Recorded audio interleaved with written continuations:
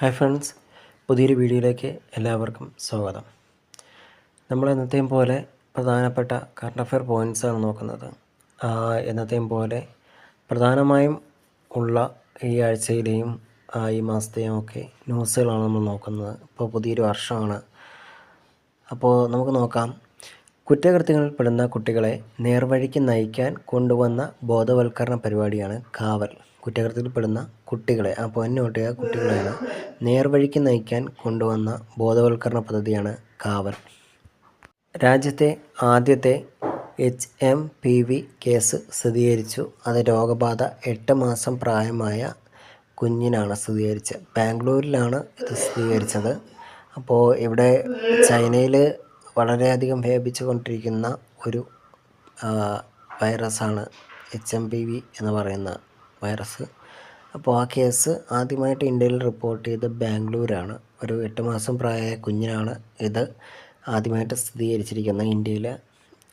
ഇതിനു മുമ്പ് കേസുകളുണ്ടായിട്ടുണ്ട്. പക്ഷേ ഈ ഒരു സമീപകാലത്ത് ഇത്രയും വ്യാപനമുണ്ടായ സമയത്ത് ആദ്യമായിട്ടൊരു കേസ് റിപ്പോർട്ട് ചെയ്യുന്നത് ബാംഗ്ലൂരാണ്.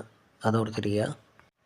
ലോക അമ്പെയ്ത്ത് ചാമ്പ്യൻഷിപ്പ് ചരിത്രത്തിൽ ഇന്ത്യയുടെ ആദ്യ വ്യക്തിഗത സ്വർണം നേടിയത് അദിതി ഗോപിചന്ദാണ്.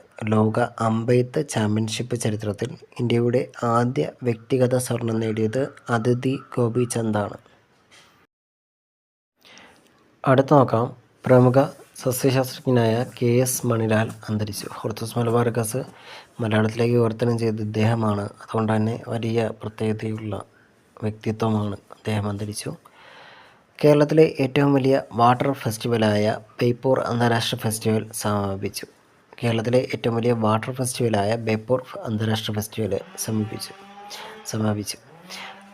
കേരളത്തിൽ ഇപ്പോൾ ഒരു കേരള യുവജനോത്സവം, സംസ്ഥാന കലോത്സവം നടക്കുന്നുണ്ട്. അത് തിരുവനന്തപുരം ജില്ലയിലാണ് നടക്കുന്നത്. അതുകൂടി ഓർത്തിരിക്കുക. ഇനി ഖേൽരത്ന പുരസ്കാരം പ്രഖ്യാപിച്ചിട്ടുണ്ട്. അതിൽ ഇമ്പോർട്ടൻ്റ് ആയിട്ടുള്ള കാര്യം എന്ന് പറഞ്ഞാൽ വ്യക്തി ആരാണ്, അതേത് വ്യക്തിഗത ഇനത്തിനാണ് അവർക്ക് ഖേൽരത്ന ലഭിച്ചത് എന്നൊക്കെ ചോദിക്കാറുണ്ട്. അപ്പോൾ മനു ഭാക്കർ ഷൂട്ടിങ്ങിനാണ് കിട്ടിയത്.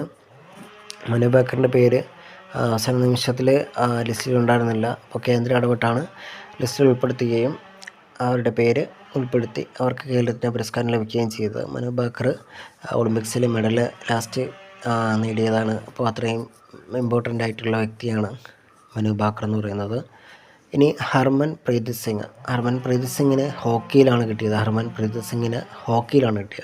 ഇനി അടുത്ത ഡി ഗുഗേഷ്, അത് അദ്ദേഹത്തിന് കിട്ടിയത് ചെസ്സിലാണ്. അത് ഇമ്പോർട്ടൻ്റ് ആണ്. നമ്മളിപ്പോൾ ലേറ്റസ്റ്റായിട്ട് ഒരുപാട് വാർത്തകളിൽ കണ്ടതാണ് ഡി ഗുഗേഷിൻ്റെ ചെസ്സ് ചാമ്പ്യൻഷിപ്പ് കിട്ടിയത്.